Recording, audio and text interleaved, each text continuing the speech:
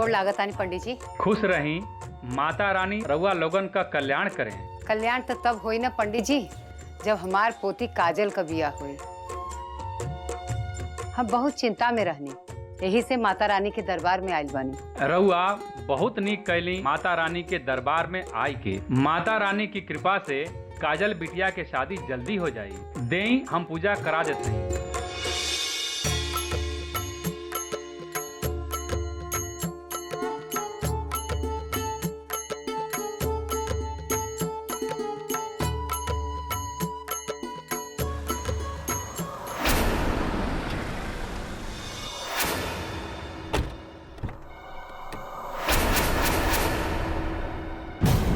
रउआ 1 मिनट रुकब, गलत ना समझब, हम आवत बानी।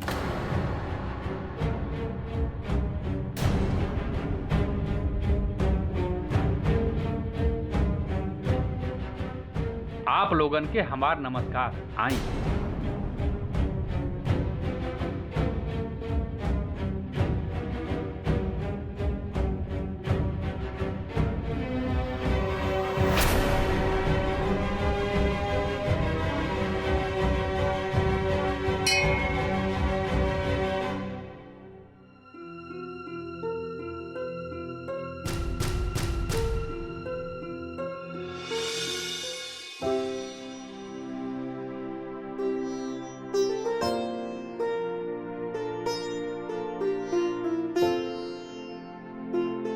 रउआ पहले बता देले होती तो हम पूजा के तैयारी पहले ही से करके रखले होती। पंडित जी, पूजा करने की तैयारी के कौन आवश्यकता बा?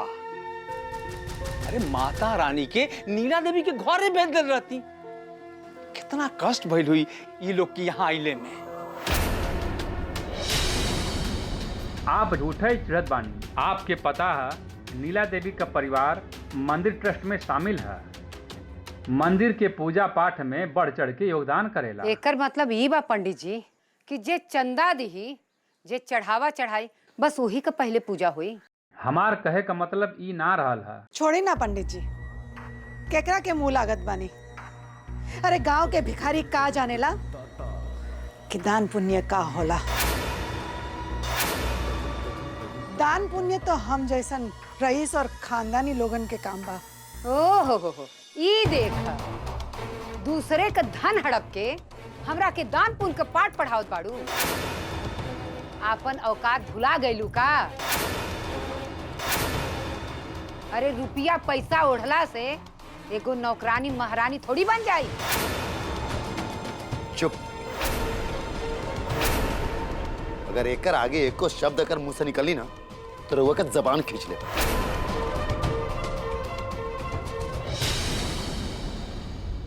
रुद्र राय दे, अपन खून जलावे के कोनो मतलब नहीं खे। ऐसे हूँ खिसियानी बिल्ली तो खंबा ही नोची ना।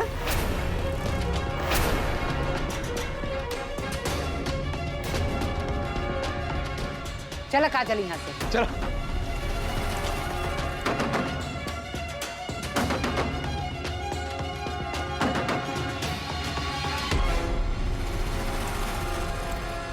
चलिए पंडित जी, रवा पूजा शुरू करें। जी जी जी।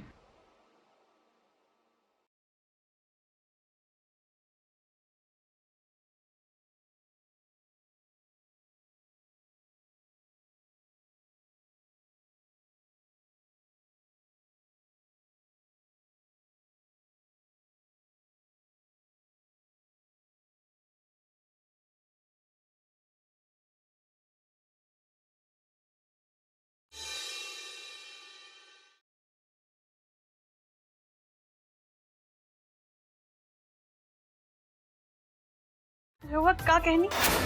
एक बार फिर से कही ना। हम ही कहनी हम तो से ब्याह करो, समझ लू। रउआ की आवे वाली पत्नी खुशहाली लेके आई। रउआ चाहत बानी कि ये घर दोष मुक्त हो जाए, धन धान और खुशी से भर जाए, तो रउआ के जल्द से जल्द शादी करे के पड़ी।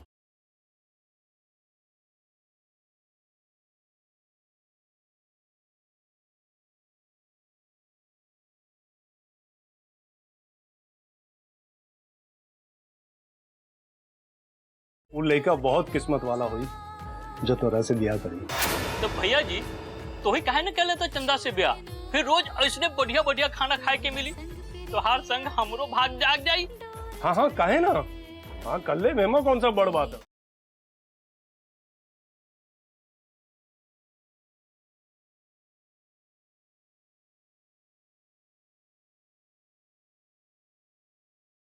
हाय दैया भोर हो गई।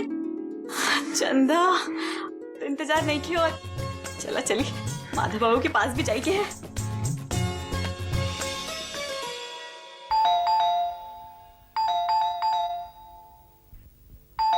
ओफो के आइल बिया भोरे भोर।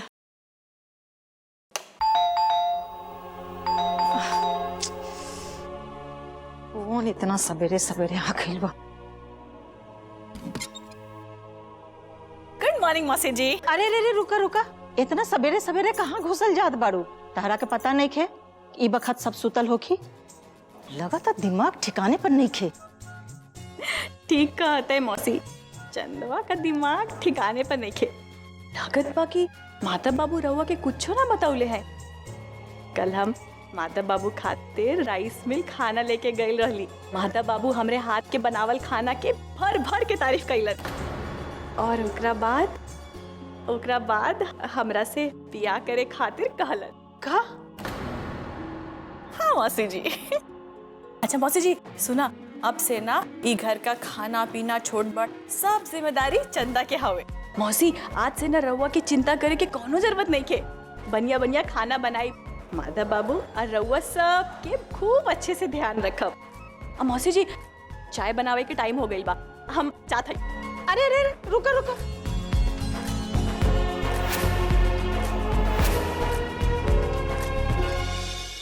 दीदी दीदी उठी, ई बखत सूते के नहीं खे।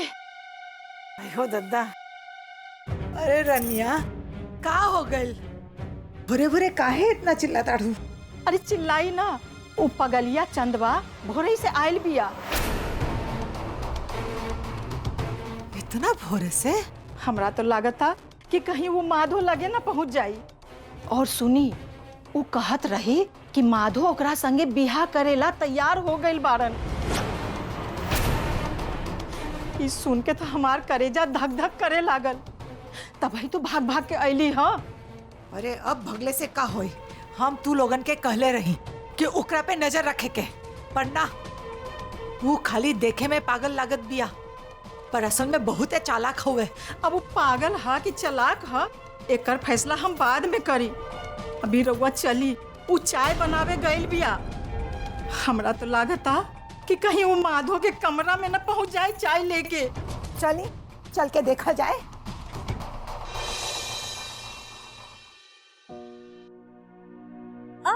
अम्मा जी रउआ तो जग गई नी। Good morning. हाईली सुबह सुबह चंदा के हाथ से बनल गर्मा गर्म चाय पी। हम रउआ के चाय में ना आधे चम्मच चीनी डले हैं। अब कहे कि अब रउआ के तो उम्र हो गई बाना, तो अब शुगर फुगर बीपी सीपी सबका ध्यान भी रखे के पड़ी। कहे से कि ना अभी माता बाबू और चंदा के रउआ के बहुते जरूरत है। हम का कहत रही, हाँ अम्मा जी याद आ गई। कहे ना कि घर में ना बहुते कचरा भरल बा, उस सब के सफाई करवावे के पड़ी। और अम्मा जी हमरा के लागत है ना कि ई घर में बहुते ज्यादा लोग रहत हवन, इतना तो कामो नहीं खे घर में। यही से हम कहत बानी कि कुछ लोग के हटावे के भी पड़ी। ज्यादा लोग रहत हवन, कहीं करे इशारा हमरे ऊपर तो नहीं के। अरे हाँ माँ, एगो और बात बा, ये हम ना बहुत परेशान बानी कि ई दिनों में पूरा हवेली का लाइट बत्ती झूमर पंखा जलत हवे। जहाँ पे जरूरत नहीं के वहाँ का लाइट बत्ती पंखा चले का जरूरत बा। अब से ऐसा ना होके के चाहिए, जहाँ पे जरूरत बा वहीं का लाइट पंखा बत्ती ऑन रहे, बाकी सब हवेली का बंद रही। ठीक बा नाम ना? माँ अगर ऐसा हो जाई तो सोची बिजली का बिल कितना कम आए। अब बिजली का बिल कम आई तो पैसवा का बचत भी तो होई ना, होई कि ना होई? अरे अम्मा जी पैसा से एगो बात याद आई, जब चंदा बियाह करके यहाँ आ जाई ना तो रउआ फुल जिम्मेदारी हमरा के दे दी। हमरा की हवेली का चाबी दे के टांग पे टांग पसार के खूब आराम करिए। रउआ के जौन चीज का भी जरूरत होई ना, खाए पिए से लेके तेल मालिश गोर दबाए कुछो का भी जरूरत होई, बस रउआ चंदा के एक बार आवाज दे दी, हर चीज चंदा रउआ के रूमे में पहुंचा दी।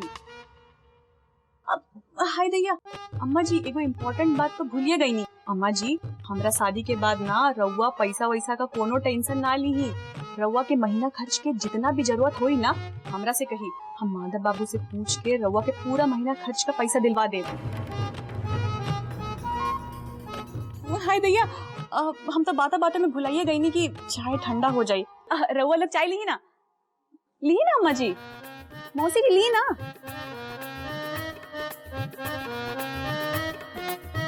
रउआ लोग चाय पी, हम बाकी लोगन का देके आवत है।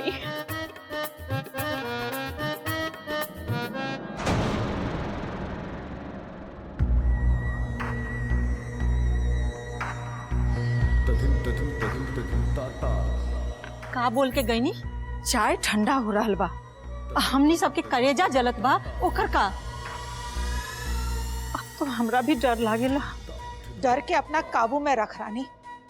आज वकील बाबू आवे वाला है, एक बार प्रॉपर्टी ट्रांसफर हो जाए थे, तब तक हमरा के कोनो बखेड़ा नहीं खेचाई। ओकरा बाद हम चंदवा के का भइल दीदी? ऐसे बोलते बोलते चुप हो गई नहीं? वो का है ना, जब भी चंपा के बारे में कुछ भला बुरा बोले ली, कोनो ना कोनो घटना हमरे साथ जरूर घटेली। यही से हम थोड़ा सतर्क हो गई। हाँ, वो सब छोड़ी दीदी, वो चंदवा बियाह के बाद सुना के बिजली गिरा के चल गई बा। गिरावे दे बिजली, एक बार प्रॉपर्टी ट्रांसफर हो जाएगा, ओकर बाद हम माधव से खुद बात करब कि सब चंदा के ब्याह का चक्कर कहा। और हमरा के पूरा यकीन है कि माधव वो हमरा से कब्बो झूठ ना बोली है, कब्बो ना।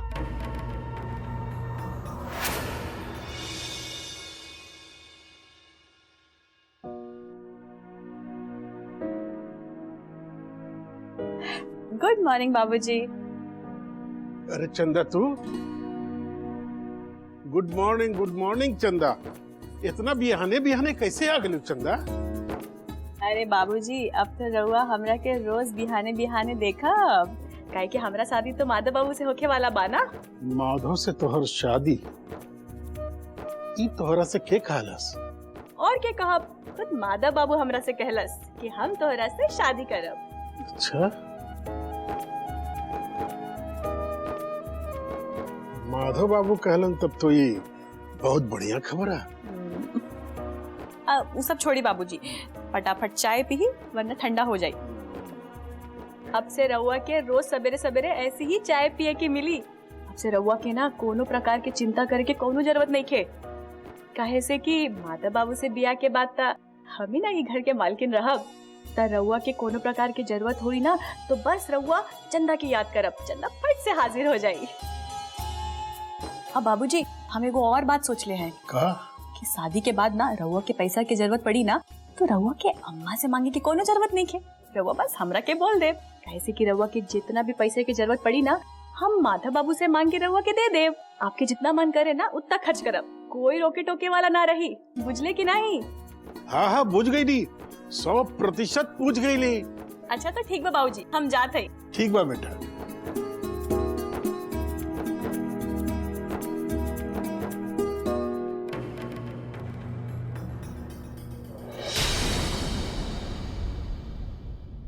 अरे भैया जी, हाय ली चंदा के हाथ से बनल गरम गरम चाय पी ली ना।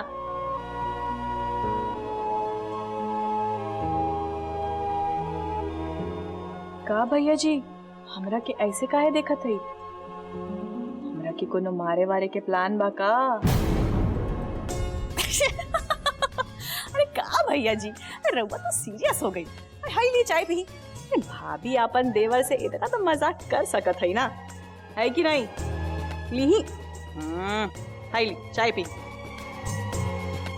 भैया जी, अब तो रउआ हमरा के देवर होके वाला है। लेकिन भैया जी, माधव बाबू से हमरा शादी के बाद ना रउआ हमरा के चंदा बोल सकेली। भाभी भाभी बोले के कौनो जरूरत नहीं खे। चंदा ना रउआ के हर जरूरत के ख्याल रखी, काहे से कि माधव बाबू से ब्याह के बाद ता हम ही नहीं घर के रानी रहब। तो रउआ के कौनो पैसा कौड़ी कुछो की जरूरत हुई ना तो रउआ सिर्फ हमरा के बोली। रउआ की जितना जरूरत पड़ी ना उतना पैसा हम माधव बाबू से रउआ के दिला दे। रउआ के अम्मा जी के सामने हाथ फैलावे की कौनो जरूरत नहीं खे। भैया जी समझ गईली कि नहीं?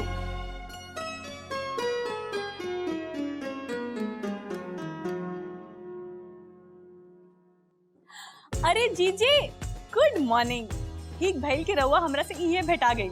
हाय ली हमार हाथ से बनल गरम गरम चाय पी ली ना। ली। अरे दीदी किच्चा जी के खातिर भी तो लेके जाई ना। माधव बाबू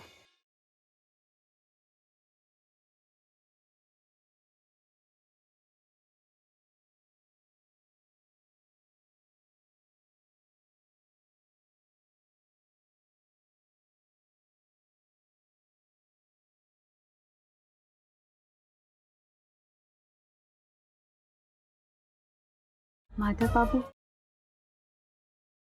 माधव बाबू उठी ना, देखिए चंदा आई है।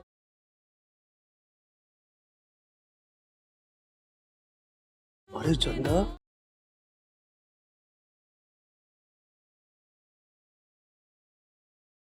इतना बियाने बियाने काहे? रउआ के नहीं पता बाकी चंदा यहाँ सवेरे सवेरे काहे आयल बानी है?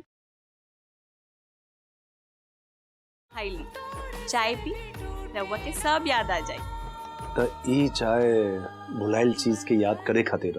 हाँ, चंदा के हाथ से बनल चाय पिए से ना रउआ के बचपने के भी सारे बात याद आ जाई। ओ, तो हम तो चाय की ऐसा चाय हमके डेली मिले। चंदा तो तैयार बनी, रउआ के रोज चाय पिलाए खातिर।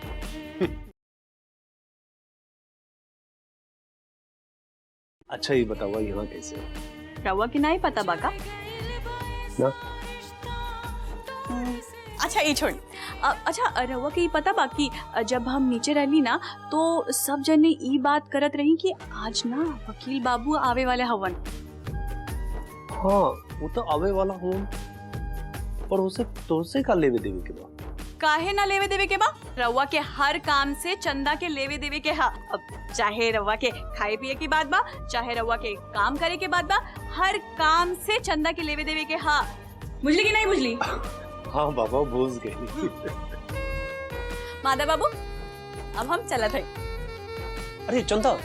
हाँ सुना एगो हमार काम करता। हाँ बोली ना। ई चेक हमार अम्मा के देता, हम रात में देवल भूल गई। ठीक बा।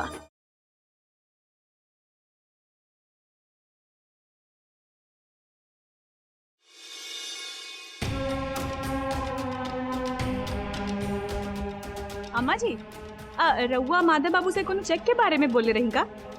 Highly check.